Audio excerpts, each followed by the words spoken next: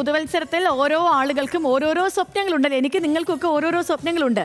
കേരളത്തിലൊരു വലിയ സ്വപ്നത്തിന് നല്ലൊരു ചുവട് വയ്ക്കുകയാണ് നമ്മുടെ ആരോഗ്യവകുപ്പ്. ആരോഗ്യവകുപ്പ് മന്ത്രി വീണ ജോർജാണ് ഇന്ന് ഈ പുതുവത്സര ദിനത്തിൽ നമ്മുടെ അതിഥി.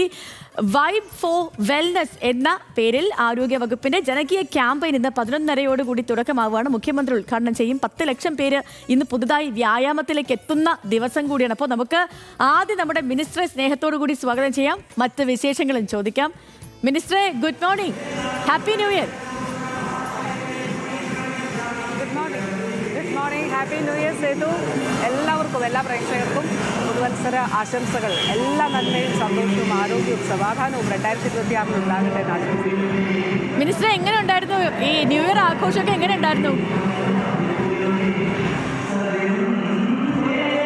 ഈ ന്യൂ ഇയറിൽ ആരോഗ്യവകുപ്പ്, സംസ്ഥാന സർക്കാർ, നമ്മൾ കേരളം ഒന്നിച്ച് ചേർന്നുകൊണ്ടൊരു പുതിയ പ്രതിജ്ഞയോടെ ആരംഭിക്കുകയാണ്. കാരണം നമ്മൾ ചെയ്തു വന്ന പ്രവർത്തനങ്ങളുടെ തുടർച്ചയാണ് വൈബ് ഫോർ വെൽനസ് എന്ന് പറഞ്ഞതുപോലെ. വൈബ് ഫോർ വെൽനസ് എന്നുള്ളതാണ് നമുക്ക് ഈ കാലഘട്ടത്തിൽ, പ്രത്യേകിച്ചും നമ്മൾ 5416 ജനകീയ ആരോഗ്യ കേന്ദ്രങ്ങൾ ഉണ്ട് നമ്മൾ സ്ഥാപിച്ചു. സംസ്ഥാനത്ത് 10,000 യോഗ ക്ലബ്ബുകളുണ്ട്. നമ്മുടെ ആരോഗ്യ സൂചകങ്ങൾ വളരെ നല്ലതാണ്. ശിശുമരണ നിരക്ക് ഏറ്റവും കുറവാണ്, മാതൃമരണ നിരക്ക് ഏറ്റവും കുറവാണ്, നവജാത ശിശുമരണ നിരക്ക് ഏറ്റവും കുറവാണ്. ഏറ്റവും കൂടുതൽ ആയുസ്സുള്ളവർ ജീവിക്കുന്നത് കേരളത്തിലാണ്. പക്ഷേ നമ്മൾ ഒരു ചാലഞ്ച് നേരിടുന്നുണ്ട്. അത് നമ്മുടെ ലൈഫ് സ്റ്റൈൽ ഡിസീസസ് ആണ്. അപ്പോൾ പ്രമേഹം, രക്തസമ്മർദ്ദം, ഹൃദ്രോഗം, ക്യാൻസർ, അങ്ങനെ പല രോഗങ്ങൾ. അപ്പോൾ നമ്മൾ എത്ര നാൾ ജീവിക്കും, ആയുർദൈർഘ്യം കൂടുതലാണെങ്കിലും നമ്മുടെ ക്വാളിറ്റി ഓഫ് ലൈഫ് അത് വളരെ വളരെ പ്രധാനപ്പെട്ടതാണ്. അതിനു വേണ്ടിയിട്ട് കേരളം ഒന്നിക്കുകയാണ്. ഇതൊരു തുടർച്ചയാണ്. ഇതിൻ്റെ ഒരു കാരണം എന്താണെന്ന് വെച്ചാൽ, ഇപ്പം നമുക്കറിയാം, സേതു ആണെങ്കിലും ഞാനാണെങ്കിലും, എനിക്ക് തോന്നുന്നു സേതു അങ്ങനെയാണോ എന്ന് എനിക്ക് അറിഞ്ഞുകൂടാ. നമ്മൾ ചില റെസൊല്യൂഷൻസ് ഒക്കെ എടുക്കും ന്യൂ ഇയറിൽ, എന്നിട്ട് കുറച്ച് കഴിയുമ്പോൾ നമ്മളതങ്ങ് ഡ്രോപ്പ് ചെയ്യും.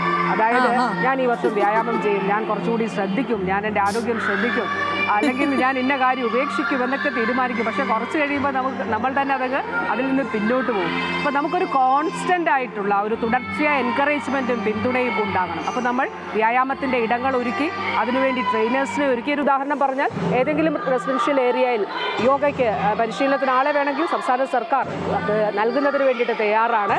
റെസിഡൻഷ്യൽ അസോസിയേഷനുകളും, യോഗ അസോസിയേഷൻ, യുവജന ക്ലബ്ബുകൾ, അതുപോലെ യുവജന ക്ഷേമ ബോർഡ്, യുവ സംഘടനകൾ, വനിതാ സംഘടനകൾ, സർവീസ് സംഘടനകൾ എല്ലാം അതിൻ്റെ ഭാഗമാണ്.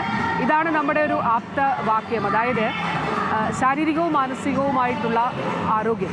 അതിനുവേണ്ടി 4 കാര്യങ്ങൾ നമ്മളെല്ലാവരും നമ്മുടെ ജീവിതത്തിൽ ഒരു ദിവസം ഏതാനും മിനിറ്റുകൾ നമ്മുടെ ആരോഗ്യത്തിന് വേണ്ടിയിട്ടൊന്ന് മാറ്റിവെക്കാൻ കഴിയുമോ? അത് നമ്മളൊരു ബാങ്കിലൊരു പണം നിക്ഷേപിക്കുന്നത് പോലെ ആരോഗ്യത്തിന് വേണ്ടിയിട്ടുള്ളൊരു ഇൻവെസ്റ്റ്മെൻ്റ് ആണ്. അപ്പോൾ അതിനുവേണ്ടി വ്യായാമം ചെയ്യുക, ആരോഗ്യകരമായ ഭക്ഷണം, ഉപ്പും പഞ്ചസാരയും കൊഴുപ്പും എണ്ണയും ഒക്കെ അമിതമായിട്ട് ഉപയോഗിക്കാതിരിക്കുക. മൂന്നാമത്തേത് ഉറക്കം, ആവശ്യമായ ഉറക്കം. ഒരു മുതിർന്ന ഒരാളാണെങ്കിൽ ഒരു 6 മണിക്കൂർ നമുക്ക് നല്ലൊരു സ്ലീപ്പ് കിട്ടണം, അതിന് ഡീപ്പ് സ്ലീപ്പ് കിട്ടണം. 4ാമത്തെ കാര്യം ആരോഗ്യകരമായ ശീലങ്ങൾ എന്നുള്ളതാണ്. ഇന്ന് സംസ്ഥാനത്ത് സെറ്റ് പറഞ്ഞതുപോലെ നമ്മുടെ ജനസംഖ്യയുടെ 3% ആളുകൾ പുതുതായി വ്യായാമത്തിലേക്ക് വരുന്നുണ്ട്, നമ്മുടെ ജനകീയ ആരോഗ്യ കേന്ദ്രങ്ങളിലൂടെ, യോഗ ക്ലബ്ബുകളിലൂടെ. അപ്പോൾ സംസ്ഥാനത്തുടനീളം 26-ാം തീയതി മുതൽ നമ്മൾ അതിൻ്റെ സന്ദേശ റാലി നടത്തിയിരുന്നു. ഇന്ന് ബഹുമാനപ്പെട്ട മുഖ്യമന്ത്രി ഈ ഒരു ക്യാമ്പയിൻ, ഒരു കേരളം ഒന്നിക്കുന്ന ഒരു ക്യാമ്പയിൻ കൂടിയാണ്. അതിൻ്റെ മെഗാ ഇവൻ്റ് ഇപ്പോൾ തിരുവനന്തപുരത്ത് നടക്കുകയാണ്. ഇപ്പോൾ പാട്ട് കേൾക്കാമായിരിക്കും.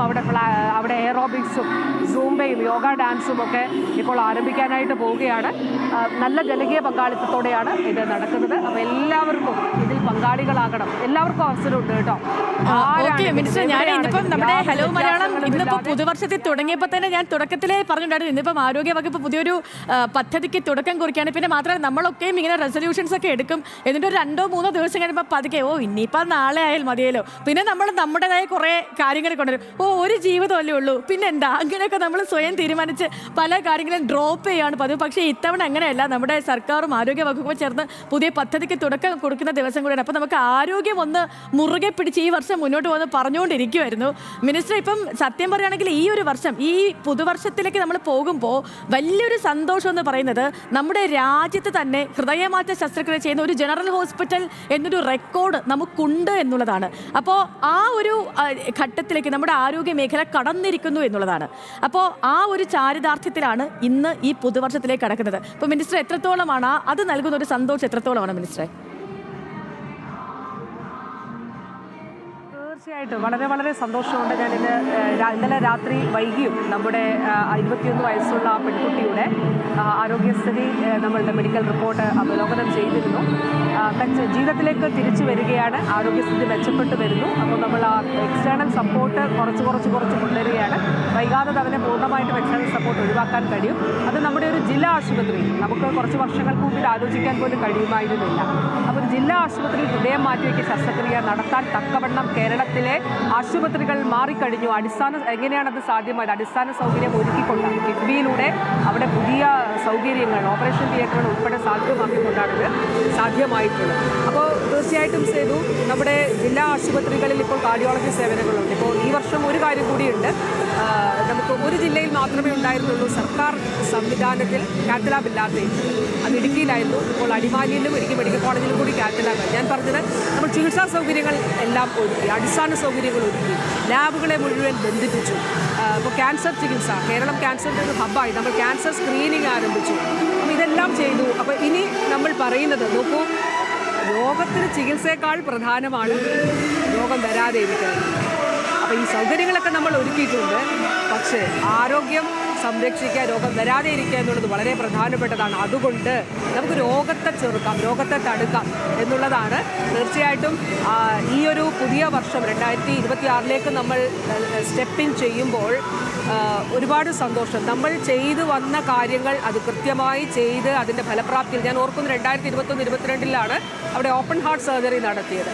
അന്ന് ഞാൻ അവിടെ പോയിരുന്നു. അന്ന് കോട്ടയം മെഡിക്കൽ കോളേജിലെ ഡോക്ടർ ജയകുമാർ ഡോക്ടർ അന്ന് ലീഡ് ചെയ്തു. അന്നത്തെ വാളൂരാൻ ഡോക്ടറും ഒക്കെ ഇന്ന് നമ്മുടെ ഈ ടീമിനെ, ഇപ്പോഴത്തെ ടീമിനെ ലീഡ് ചെയ്യുന്നുണ്ട് ജനറൽ ഹോസ്പിറ്റൽ എറണാകുളത്ത്.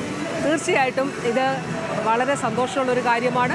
നമ്മുടെ അടിസ്ഥാന സൗകര്യങ്ങൾ ആ രീതിയിൽ മെച്ചപ്പെട്ടു. പിന്നെ ആരോഗ്യ പ്രവർത്തകരുടെ ഒരു പാഷനുണ്ടല്ലോ. ഞാൻ അവിടെ ചെല്ലുമ്പോൾ ഒരു ടീം ഓഫ് ഡോക്ടേഴ്സ്, ഞാൻ കഴിഞ്ഞ ദിവസം അവിടെ ചെന്നപ്പോൾ ഡോക്ടേഴ്സും നേഴ്സസും അവർ ICUവിൽ നിന്ന് പുറത്തേക്ക് വരാതെ, കാരണം ഒരു തരത്തിലും ഇൻഫെക്ഷൻ നമ്മുടെ ആ കുട്ടിക്ക് ഉണ്ടാകാതിരിക്കാൻ വേണ്ടിയിട്ടുള്ള വളരെ കരുതലോടുകൂടി പ്രവർത്തിക്കുകയാണ്.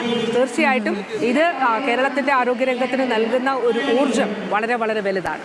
തീർച്ചയായും മിനിസ്റ്റർ, ഇപ്പം അതിനൊപ്പം തന്നെ ഒരു കാര്യം, ഇപ്പം പ്രതിപക്ഷ നേതാവ് അടക്കം ആരോഗ്യ കേരളം വെന്റിലേറ്ററായി എന്നൊരു പ്രചാരണം സോഷ്യൽ മീഡിയയിൽ അടക്കം തുടങ്ങിക്കഴിഞ്ഞു. അപ്പോൾ അതിനെയൊക്കെ എങ്ങനെയാണ് പ്രതിരോധിക്കുന്നത്? അത് 9.5 വർഷം മുമ്പുള്ള കാര്യമാണ് അദ്ദേഹം പറയുന്നത്. കാരണം പറഞ്ഞാൽ ഒരു കരൾ മാറ്റിവയ്ക്കൽ ശസ്ത്രക്രിയ 2012 നടന്നിരുന്നു തിരുവനന്തപുരം മെഡിക്കൽ കോളേജ്. നിർഭാഗ്യവശാൽ രോഗി മരിച്ചുപോയി.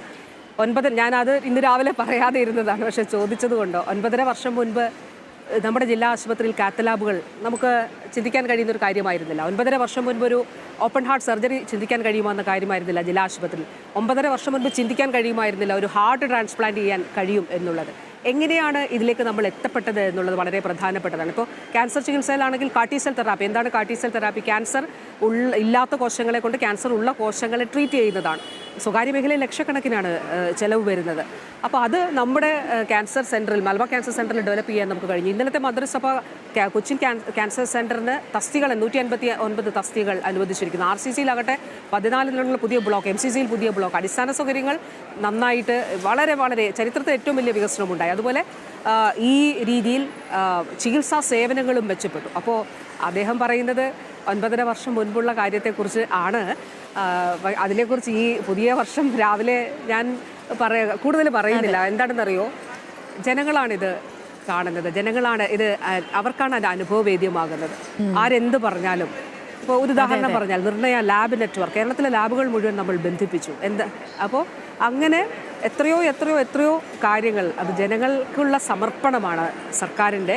അത് ഇനിയും തുടരും, അത് കൂടുതൽ വിനയത്തോടുകൂടി ഇനിയും തുടരും. എന്താക്ഷേപം പറഞ്ഞാലും ജനങ്ങൾക്കാണിത് അനുഭവവേദ്യമാകുന്നത് എന്നുള്ളത് കൊണ്ട്. അപ്പോൾ ഞാൻ പറഞ്ഞ അന്ന് പരാജയപ്പെട്ട കരൾ മാറ്റിവയ്ക്കൽ ശസ്ത്രക്രിയ എത്ര സ്വകാര്യ മേഖലയിൽ 45-55 ലക്ഷം രൂപ ചെലവ് വരുന്നത് സൗജന്യമായോ മിതമായോ ഇന്ന് സർക്കാർ മെഡിക്കൽ കോളേജിൽ, കോട്ടയം മെഡിക്കൽ കോളേജിലും തിരുവനന്തപുരം മെഡിക്കൽ കോളേജിലും നടക്കുന്നുണ്ട്. കോഴിക്കോട് നമ്മളിപ്പോൾ ഉടനെ തന്നെ അത് ആരംഭിക്കുകയാണ്. അവിടെ ഒരു ട്രാൻസ്പ്ലാന്റ് ഇൻസ്റ്റിറ്റ്യൂട്ട് തന്നെ ആരംഭിക്കാനായിട്ട് പോകുന്നു.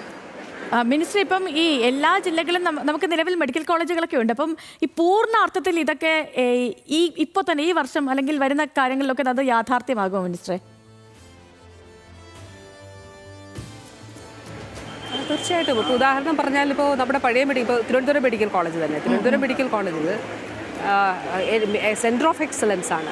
സെൻറ്റർ ഓഫ് എക്സലൻസ് എന്ന് പറയുമ്പോൾ എല്ലാ തരത്തിലും അവിടെ ചികിത്സ നേടുന്ന ആളുകളുടെ എണ്ണം, അതുപോലെ തന്നെ അവിടുത്തെ സൗകര്യങ്ങൾ, ക്യാൻസർ ചികിത്സാ സൗകര്യങ്ങൾ. ഞാൻ എല്ലാവരെയും എന്ന് വെച്ചാൽ ഒരു ആശുപത്രിയിലേക്ക് എല്ലാവർക്കും വിസിറ്റ് ചെയ്യാൻ പറ്റില്ല. എന്നിരുന്നാൽ പോലും ഓങ്കോളജി ഡിപ്പാർട്ട്മെൻറ്റ് ഉൾപ്പെടെയുള്ള, ഇപ്പോൾ ഒരു ഉദാഹരണം പറഞ്ഞാൽ ന്യൂറോളജി, ഇൻ്റർവെൻഷണൽ ന്യൂറോളജി, അതായത് മസ്തിഷ്ക സ്ട്രോക്ക് വന്നതിന് ശേഷം, പക്ഷാഘാതം വന്നതിന് ശേഷമുള്ള ചികിത്സ നമ്മൾ പറയും ഗോൾഡൻ അവേഴ്സ്. ഞാൻ ഉദാഹരണം പറയുകയാണ്.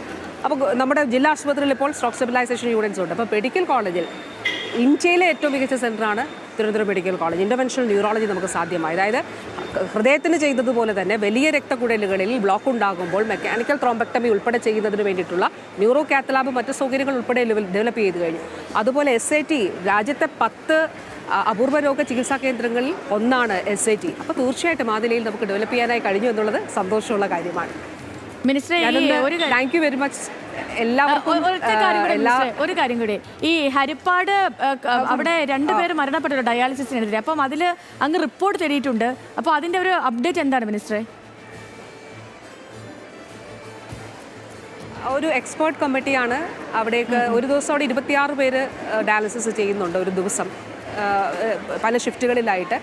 അപ്പോൾ ഈ ഒരു കാര്യം ഇന്നലെ DHS അറിയിച്ചപ്പോൾ പല ഡിസിപ്ലിൻസിലുള്ള പല എക്സ്പേർട്സിനെ ഉൾപ്പെടുത്തിക്കൊണ്ട് അതൊന്ന് പരിശോധിക്കാനായിട്ട് പറഞ്ഞിട്ടുണ്ട്. ആ പരിശോധന റിപ്പോർട്ട് വന്നതിന് ശേഷം തീർച്ചയായിട്ടും അത് പറയുന്നതായിരിക്കും. Okay minister. അപ്പോൾ thank you so much and happy new year once again. ഈ വർഷം അടിപൊളിയാവട്ടെ minister. Thank you. Happy new year. Okay.